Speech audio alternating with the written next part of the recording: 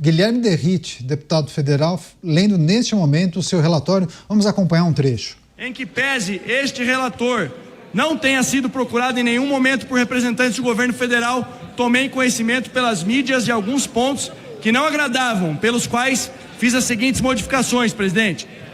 Destinação dos bens apreendidos ao Fundo Nacional de Segurança Pública no respectivo estado ou do Distrito Federal, quando o delito estiver sendo investigado pelas autoridades locais. E quando houver a participação da Polícia Federal, ao Fundo Nacional de Segurança Pública. Em um primeiro momento, optou-se, após pedidos de representantes da Polícia Federal, e eu cito nominalmente aqui a Associação dos Delegados de Polícia Federal, encaminhar os ativos apreendidos para o Fundo para o Aparelhamento e Operacionalização das Atividades FIM da Polícia Federal, FUNAPOL. Contudo, tendo em vista a manifestação midiática do governo federal de que isso poderia prejudicar as contas públicas e outros investimentos, em simetria ao que é feito com os estados, previu-se o encaminhamento do quinhão cabível à Polícia Federal ao Fundo Nacional de Segurança Pública.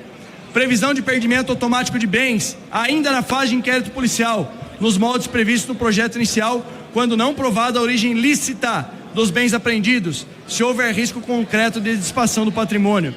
Previsão de que a audiência de custódia será realizada, em regra, por videoconferência, salvo decisão judicial fundamentada em sentido contrário. Quanto a isso, a título elucidativo, segundo o levantamento do Ministério da Justiça em 2018, a escolta de presos, especialmente para audiências, custou 250 Senhor presidente, é uma questão de ordem.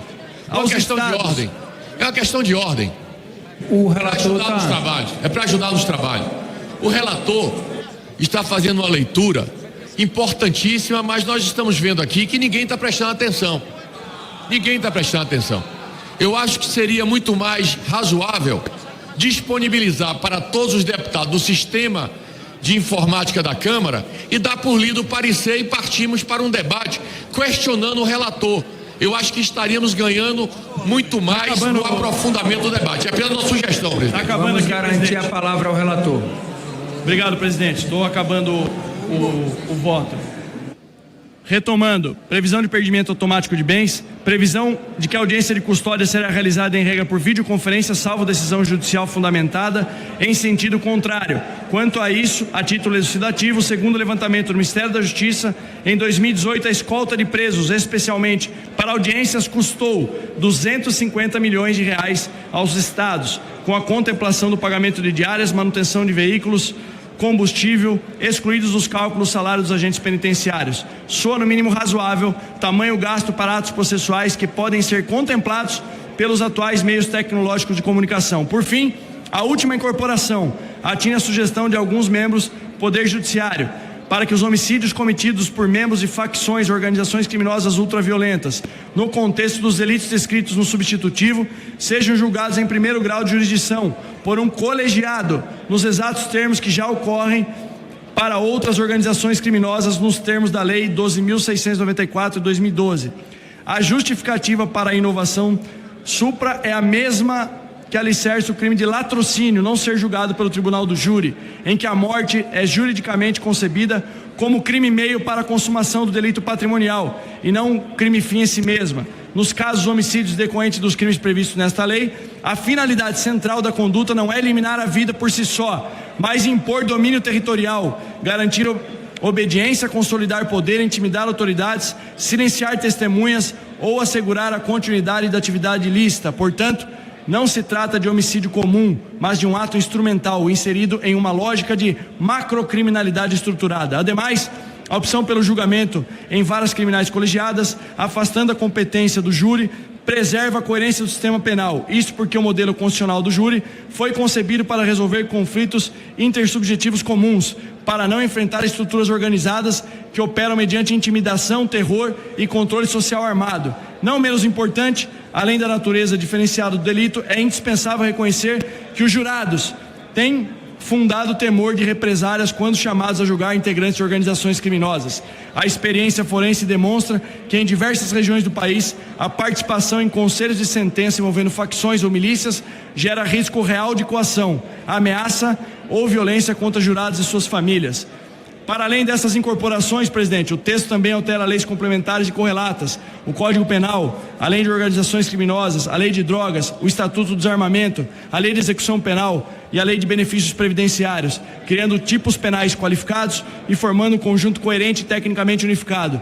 Diante do exposto, o objetivo deste relator é simples e direto: restringir o espaço de atuação do crime organizado, impedir sua reprodução econômica e restabelecer o poder de Estado sobre o território nacional. O Brasil convive há décadas com o crescimento da criminalidade estruturada. Chegou o momento de dar um passo institucional firme, amparado em técnica jurídica e responsabilidade pública, o que se fará por meio do substitutivo que ora se apresenta, um instrumento legal de enfrentamento consistente, com foco na eficiência, na coordenação e na restauração da autoridade estatal, um verdadeiro marco de combate ao crime organizado do Brasil. Conclusão do voto.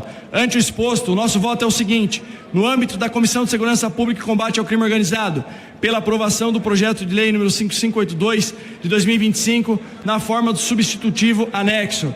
2. No âmbito da Comissão de Constituição e Justiça e Cidadania, pela constitucionalidade, juridicidade e boa técnica legislativa do projeto de lei número 5582/2025 e do substitutivo da Comissão de Segurança Pública e Combate ao Crime Organizado. Esse é o voto, presidente. Aí, Guilherme Derrite, deputado federal, ele que relata o PL antifacção, fez a leitura do parecer ao texto substitutivo ao texto inicialmente apresentado pelo Palácio do Planalto, que vem sendo chamado de PL antifacção. A gente vai seguir acompanhando, a nossa produção, inclusive, monitora tudo o que acontece nesse debate na Câmara dos Deputados. Qualquer novidade, declaração importante, a gente para aqui o debate e traz ao vivo em Os Pingos nos Is. Deixa eu passar rapidamente para o nosso Mota, o Roberto Mota, não o Hugo Mota. O nosso Mota fará a avaliação sobre essa apresentação de Guilherme Derrite. Ele reforçou aquela informação que trouxemos há pouco, né, Mota? Ele abre, né, a sua avaliação trazendo aquela informação de que ninguém no Palácio do Planalto o procurou para discutir as mudanças. E aí ele elenca as mudanças que foram feitas no texto, destacando destinação de bens apreendidos, criação de um fundo que vai administrar esses bens. Fala também da audiência de custódia, né, que as audiências de custódia aconteçam de forma virtual. Ele, inclusive, traz um número do quanto foi gasto para realizar o envio dos presos para as varas para a realização das audiências de custódia. O que achou, Mota? Excelente. Não poderia ser mais claro, mais didático. Derrite disse: não fui procurado por ninguém do governo, mas soube, através da mídia, que o governo tinha problemas com alguns pontos do projeto. E ele ajustou. E os ajustes que ele fez não afetam em nada a essência do projeto. Pelo que eu entendi, todos os ajustes têm a ver com destinação de bens apreendidos em operações. Ele usou um critério para incluir fundos do governo federal, o que nada afeta a essência do projeto. Achei excelente a questão da audiência de custódia, que ela seja realizada por videoconferência. Não há justificativa para você gastar dinheiro com escolta, helicóptero, que às vezes tem que ser usado para levar chefes de facções para cá ou para lá. Achei também muito boa, e essa é uma mudança, Caniato, que muitos promotores de justiça já pedem há muito tempo, que os homicídios cometidos por uma facção durante as suas atividades criminosas, eles sejam julgados por um colegiado, não sejam julgados pelo tribunal do júri, porque os jurados são suscetíveis à ameaça das facções. Então isso era uma coisa que era pedida há muito tempo. E eu fiquei impressionado. O Derrite, né, dá para ver o esforço que ele está fazendo, ele lendo um texto complicado, de forma clara, rapidamente. Dá para imaginar o trabalho imenso que ele teve até agora e o trabalho que ele ainda vai ter para conseguir aprovar esse texto. Mais uma vez, fica aqui a minha admiração, o meu cumprimento. Eu acho que nós estamos vivendo um momento histórico. Mota falou do trabalho que vai ser aprovar esse texto. Parece que é isso mesmo, viu, Cristiano Beraldo? Há pouco, Lindbergh Farias, deputado do PT, e ele que é o líder do governo na Câmara dos Deputados, pediu a palavra. Ele fala neste momento, mas a produção acabou de fazer um resumo para mim. Olha só o que ele disse, Beraldo. Falou que Derrite apresentou uma sexta versão do texto, depois das 18 horas, e ele está recomendando que a Câmara dos Deputados não vote esse texto que foi apresentado por Guilherme Derrite há pouco, segundo ele, né? E aí ele reforçou a informação dizendo que Derrite não quis negociar com o governo, como contraposição àquela informação dita há pouco por Guilherme Derrite. Vai ser um cabo de guerra, né, Beraldo? Pois é, agora a gente fica observando, né? De um lado, Lindbergh Farias, do outro, Glauber Braga. Realmente fica difícil a gente imaginar que vai haver um debate qualificado sobre um tema tão importante que afeta tão profundamente toda a população brasileira, como essa questão da criminalidade desenfreada, esse país que acolheu o crime, em que o cometimento do crime se tornou algo corriqueiro, onde as pessoas se sentem cada vez mais estimuladas a seguirem uma vida do crime, fazem do crime a sua profissão. É assustador a gente ser confrontado com a realidade diária, com esses vídeos que circulam pelas redes sociais, de assaltos que acontecem à luz do dia, à mão armada, trabalhadores, pessoas que estão ali com a sua família, às vezes filhos pequenos, de colo ainda. E aí vem um marginal desse, puxa uma arma, coloca na cabeça de uma pessoa e por causa de um relógio, um celular, uma bolsa, muitas vezes uma bolsa que ele nem sabe o que tem dentro, ele simplesmente puxa o gatilho. Essa falta de apreço pela vida, essa falta de apreço pela lei, essa atuação que não traz consigo uma preocupação, por menor que seja, com alguma consequência que pode haver, saísse armado para cometer crimes e disposto a tirar a vida da pessoa. E não é que ele tira a vida de uma mãe com uma criança de colo e vai para casa chorar. Ele tira a vida, como aconteceu no bairro do Itaim Bibi, em São Paulo, salvo engano, no ano passado, quando aquele ciclista foi friamente assassinado. E esses marginais, por causa de um celular, tiram a vida de alguém e saem nas suas motos e vão fazer outro assalto. Eles não têm absolutamente nenhuma consciência do que é ser um ser humano. Eu já disse aqui algumas vezes e vou repetir sempre, o Brasil não pode mais ser considerado um país civilizado. E aí, para o meu espanto, Caniato, a tribuna da Câmara dos Deputados é utilizada por parlamentares que fazem a sua vida política eleitoral com base na defesa do direito de criminosos, que não demonstram absolutamente nenhuma preocupação, não só com as vítimas, mas com os órfãos dessas vítimas da violência, com os pais, com os irmãos, as famílias, os amigos, essas pessoas que vivem amedrontadas porque a criminalidade chegou tão perto e levou, por motivo banal, a vida de alguém que eles amavam. E mesmo assim, há este nível de indiferença por parte desses parlamentares. É triste, é assustador, é nojento, mas a nós resta a confiança, a esperança de que homens e mulheres de coragem tomarão a decisão certa e defenderão aquilo que a sociedade brasileira clama, que é pelo endurecimento do combate ao crime. A gente acompanha por imagens as manifestações dos parlamentares no plenário da Câmara, deputado Luiz Lima, do Novo do Rio de Janeiro, falando agora, os deputados discutem a possibilidade de adiar o debate sobre a proposta, hein? E aí eu tenho uma informação, inclusive, apurada pela nossa produção, Dávila. O deputado Glauber, que nós mostramos há pouco, na avaliação de muitos, estaria tentando protelar o debate e ele usou a seguinte justificativa, de que teria um deputado armado no plenário e ele pediu que Hugo Mota, que é o presidente da Câmara, ordenasse a revista pela Polícia Legislativa de todos os parlamentares ali do plenário. Porque, segundo ele, um estaria armado e isso descumpre o regimento da Câmara dos Deputados. Dávila, bom, para além dessa situação pontual, a gente segue acompanhando. O Dávila vai analisar a apresentação do relatório pelo relator Guilherme Derrite. A apresentação do deputado Derrite foi clara e objetiva.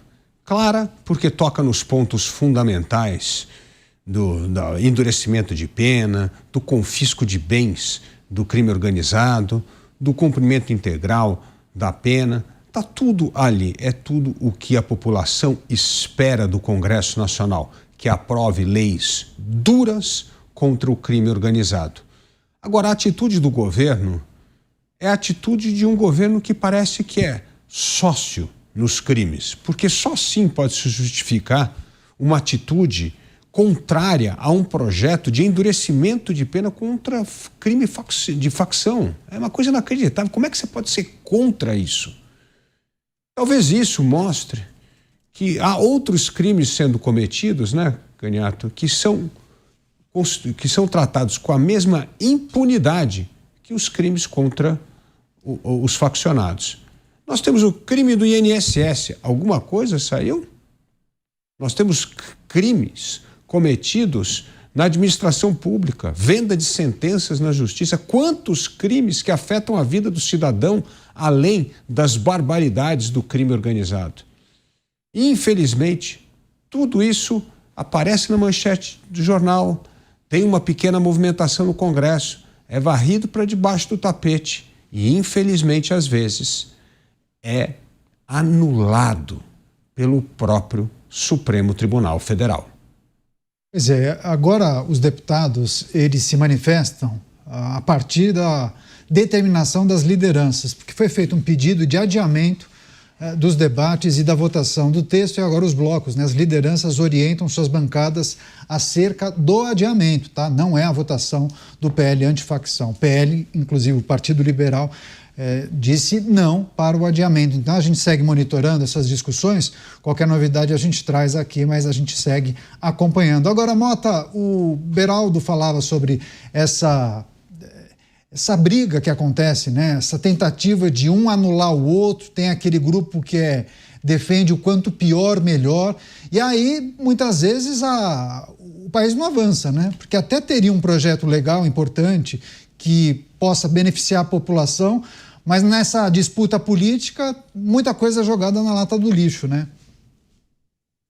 Exceto, Caniato, que nesse caso a disputa vai além da política.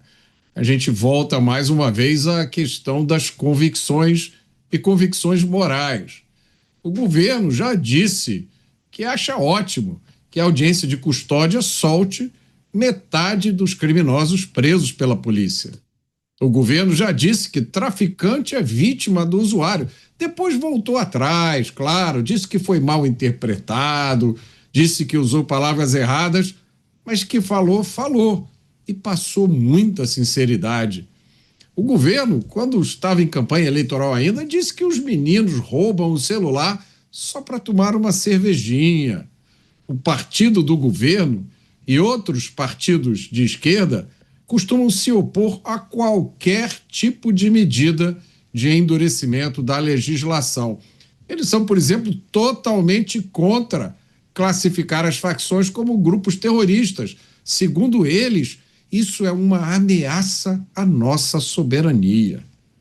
Guilherme Derrite, por outro lado, é policial militar de elite, deputado federal e secretário de Segurança. Esses são os dados do cenário. Que cada brasileiro tire a sua própria conclusão. Agora, o líder do PSB na Câmara Federal, Pedro Campos, irmão do João Campos, filho do finado Eduardo Campos, se manifestou orientando a bancada a votar a favor do adiamento dessa proposta. Então, justamente, os partidos debatem nesse momento esse pedido para adiar a discussão sobre o parecer de Guilherme Derrite. Cristiano Beraldo, então antes da votação do projeto, agora a discussão trata do adiamento. É um dispositivo previsto no regimento, a possibilidade de adiar uma discussão em função de um pedido feito por um partido, por uma liderança partidária. São as regras do jogo, né, Beraldo? São as regras do jogo, Canhoto. Só que a oposição não pode entregar de uma forma tão fácil. Até porque o presidente da Câmara, que colocou na pauta esse projeto, ele, suponho eu, tende a manter o projeto para votação. Você imagina a utilização dessa artimanha de acusar que tem algum deputado, eu não sei qual, mas parece ter um deputado aqui armado. Então revista todo mundo. Quer dizer, isso não faz nenhum sentido. Até porque, muito mais preocupados de serem revistados, devem estar os companheiros desse deputado aí que está querendo que todos passem por uma revista. E ainda mais esse que está aí às vias de ser cassado por ter agredido um manifestante que era contrário à sua posição política, que ele, como deputado, expulsou um cidadão a pontapés da Câmara e depois, quando ia ser cassado, fez greve de fome, que não ia comer, que ele ia fazer greve de fome para que a votação não fosse adiante. E aí o presidente Hugo Mota acabou cedendo a essa pressão, a essa encenação, e o que era para demorar 60 dias já estão aí, sei lá, 3, 4 meses que esse assunto parece que morreu. Mas a Câmara precisa fazer essa limpeza, porque não pode submeter uma pauta tão importante como essa do combate às facções criminosas a esse tipo de artimanha de alguém que não tem absolutamente nenhuma credibilidade, nenhuma moral para ficar atrapalhando projetos que são do interesse da população brasileira.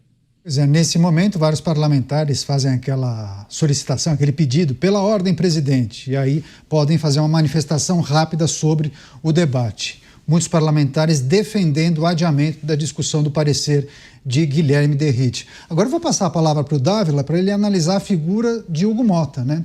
Hugo Mota, presidente da Câmara dos Deputados, em algum momento integrantes da oposição ficaram frustrados, né, com Hugo Mota. Hugo Mota dizia uma coisa, fazia outra, enfim, parece que nesse episódio, né, nessa discussão sobre esse projeto, Hugo Mota se manteve firme desde o início, né, Dávila? Vamos ver na hora da votação, vamos ver se vai colocar para votar, vamos ver se não vai atender os pedidos da oposição e adiar a votação.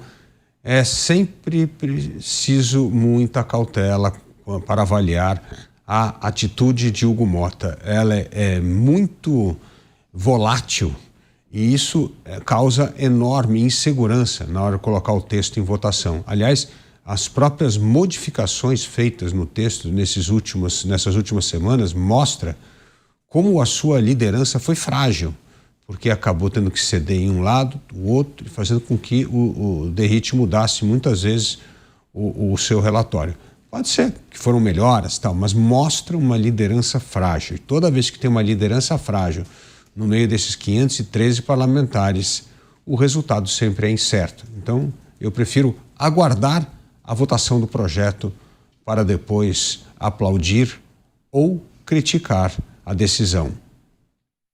É isso, nós seguimos acompanhando essas movimentações. Daqui a pouco a gente terá a definição, a manifestação oficial sobre a possibilidade de adiamento.